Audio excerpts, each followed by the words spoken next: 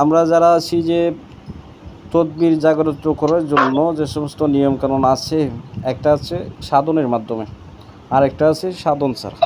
তো যারা আমরা সাধন ছাড়া তদবির জাগ্রত করতে চাই, যে কোনো তদবির, সেই ক্ষেত্রে আমাদের করণীয় হচ্ছে 2 রাকাত সালাতুল হাজত নামাজ পড়তে হবে। পড়ার পরে আল্লাহর কাছে, মহান রব্বুল আলামিনের কাছে দোয়া করতে হবে।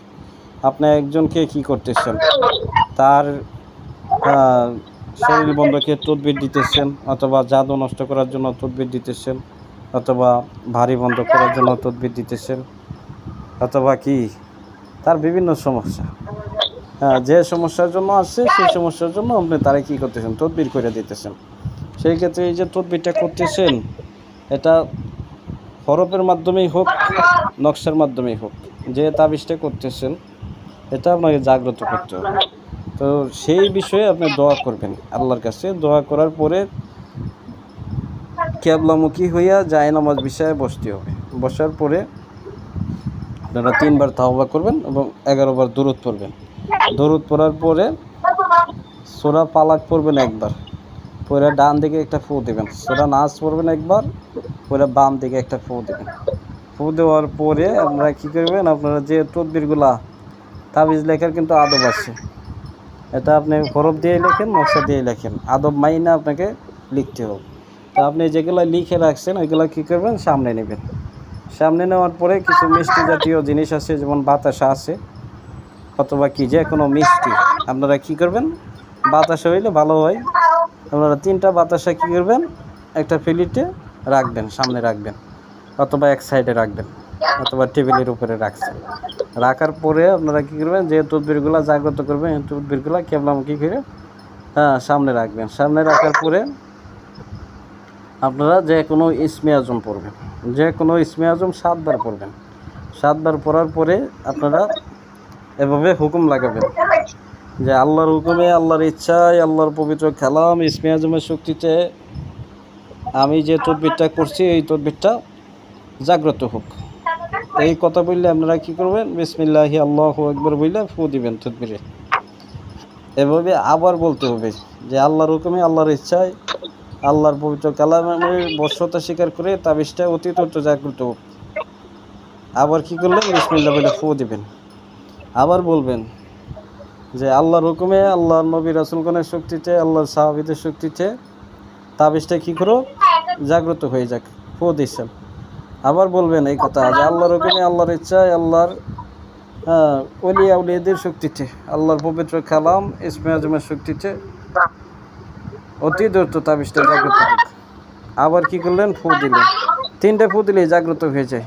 তো যাদের রুহানিয়াতটা কম, আপনারা কী করবেন, কাজটা আর একটু বেশি প্রয়োগ করবেন। প্রথমে ইসমে আজম 3 বার পড়ার পরে, অথবা 7 বার পড়ার পরে আপনারা কী করবেন, ইসমে আজমের পইরা আল্লাহর হুকুমে জাগ্রত হওয়ার কথা বইলে 3 বার ফু দিবেন। 3 বার বলবেন এই কথাটা, আল্লাহর হুকুমে, আল্লাহর ইচ্ছা, আল্লাহর পবিত্র কালামের শক্তিতে এই তদবিরটা কী হোক, জাগ্রত হোক, প্রাণ প্রতিষ্ঠিত হোক। আবার এই কথা বলবেন, আবার এই কথা বলবেন। 3 বার বলার পরে এটা জাগ্রত হয়ে যাবে। এর পরবর্তীতে আপনারা আবার যদি আরেকটা নিয়মে জাগ্রত করতে চান, সেই ক্ষেত্রে কী করতে হবে, আপনাদের বলতে হবে যে আল্লাহর হুকুমে, আল্লাহর সমস্ত নবী রাসূলগণের শক্তিতে এই তদবিরটা জাগ্রত হোক। এই কথা বললে বিসমিল্লাহ বললে একটা ফু দেবেন। এরপরে বলবেন আল্লাহর হুকুমে, আল্লাহর সমস্ত সাহাবীদের শক্তিতে আমি যে তদবিরটা করছি তদবিরটা জাগ্রত হোক। এই বিসমিল্লাহ বললে আরেকটা ফু দিবেন। এরপরে বলবেন আল্লাহর সমস্ত ওলি আউলিয়াদের শক্তিতে, আল্লাহর হুকুমে, আল্লাহর সমস্ত ওলি আউলিয়াদের শক্তিতে, আল্লাহর পবিত্র আমি যে তদবিরটা করছি এই তদবিরটা জাগ্রত হোক। আবার একটা ফু দিচ্ছেন। এভাবে 3 বার ফু দেওয়ার সাথে সাথে এটা জাগ্রত হয়ে যায়। আরেকটা আছে দোহাই পন্থা। দোহাই পন্থায় যেটা করা হয়, আপনারা এভাবে দোহাই দিবেন, দোহাই আল্লাহ, দোহাই আল্লাহ, দোহাই আল্লাহ, দোহাই মোহাম্মদুর রাসূলুল্লাহ, দোহাই মোহাম্মদুর রাসূলুল্লাহ, দোহাই মোহাম্মদুর রাসূলুল্লাহ, দোহাই আল্লাহর পাক কালাম, দোহাই আল্লাহর পবিত্র কালাম, আল্লাহর পবিত্র কালামের শক্তিতে তদবিরটা জাগ্রত হোক। বিসমিল্লাহ বলে ফু দিবেন। এর পরবর্তী হচ্ছে দোহাই আল্লাহ, দোহাই আল্লাহ, দোহাই আল্লাহ, দোহাই মোহাম্মদুর রাসূলুল্লাহ, দোহাই মোহাম্মদুর রাসূলুল্লাহ, দোহাই মোহাম্মদুর রাসূলুল্লাহ, দোহাই আল্লাহর সমস্ত নবী রাসূলগণের, আল্লাহর দোহাই আল্লাহর সমস্ত নবী রাসূলগণের, দোহাই আল্লাহর সমস্ত সাহাবীদের, দোহাই আল্লাহর সমস্ত ওলিয়া উলিয়াদের। হ্যাঁ, দয়া আল্লাহর সমস্ত সাহাবীদের, দয়া আল্লাহর সমস্ত ওলিয়া উলিয়াদের, দয়া আল্লাহর সমস্ত ফেরেশতাদের, দয়া আল্লাহর পাক কালাম, এবার বইলা আর একটা দোয়া দেবেন, দিয়ে ফু দিবেন। এভাবে ফু দেওয়ার সাথে সাথে ইনশাআল্লাহ আপনার তদবিরটা জাগ্রত হয়ে যাবে।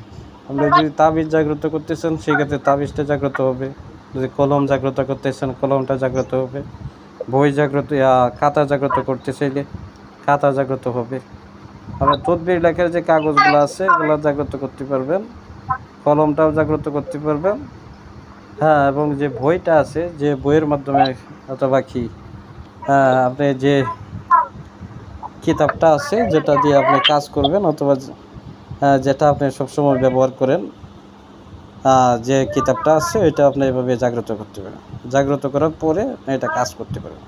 তবে এটার জন্য যদি দেখা গেছে যে বেশি দেখা গেছে যে ঝামেলা মনে হয়, সেক্ষেত্রে দেখা গেছে যে আপনার মনের ভিতরে একটা করতেছে আমার দিয়ে হবে কি হবে না, এই ধরনের দ্বিধাদ্বন্দ্ব থাকলে আপনি আপনার ওস্তাদের কাছ থেকে অনুমতি নিয়ে পরবর্তীতে এই কাজটা করবেন, তাহলে আর কোনো ভয় থাকবে না। আরও কিছু নিয়ম আছে, তা আপনাদের সহজভাবে কিছু নিয়ম দিলাম। এই নিয়মে আপনারা খুব সহজেই যে কোনো তদবির জাগ্রত করতে পারবেন। আপনারা কি বুঝতে পারছেন না বুঝেন নাই?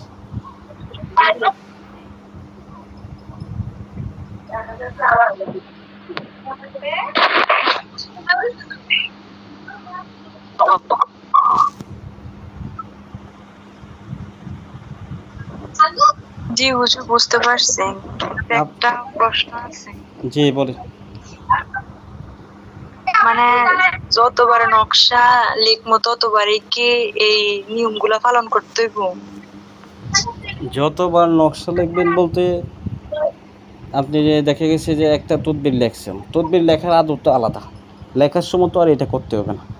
লেখার সময় তদবির লেখার যে আদব আছে, যেমন আপনার উজু করতে হবে, উজু করার পরে পাক পবিত্র হইয়া সুঘ্রাণ ব্যবহার করতে হবে, আগরবাতি মোমবাতি ধরাইতে হবে, ধরানোর পরে আপনি কী করবেন, আপনার তদবির লেখার যে আদবগুলো আছে এগুলো মাইনা আপনি তদবির লিখবেন। যেমন আপনি কী করবেন, সূরা ফালাক পইরা ডান দিকে ফু দিলেন, সূরা নাস পইরা বাম দিকে ফু দিলেন, ফু দিয়া এখানে তদবিরের মধ্যে উল্লেখ থাকবে যে কী কী করতে হবে।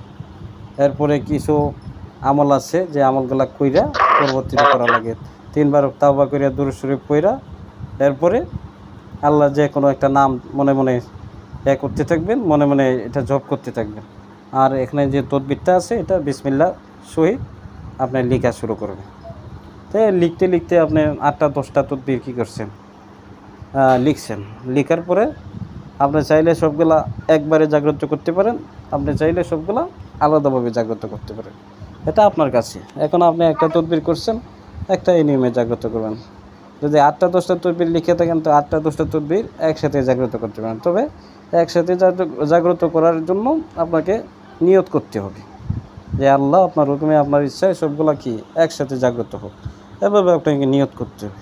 আরেকটা বিষয় হচ্ছে যে এখন 8টা 10টা তদবির লিখলাম আমি, তদবির তো 2 জনের নামে 3 জনের নামে, সেই ক্ষেত্রে আপনি কি করবেন, আলাদাভাবে জাগ্রত করবেন।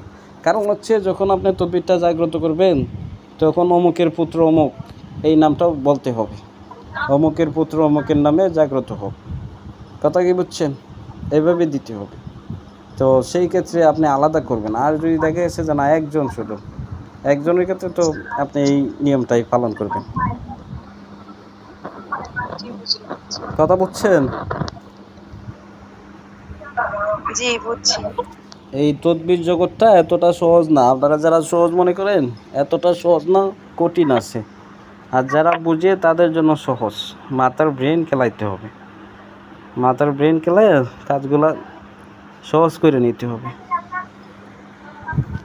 খালি একজনই বুঝছেন না বাকিরাও বুঝছেন? তো বাকিরা ক্লাসে উপস্থিত হয়েছেন কেন যদি আপনার কথা না বলেন?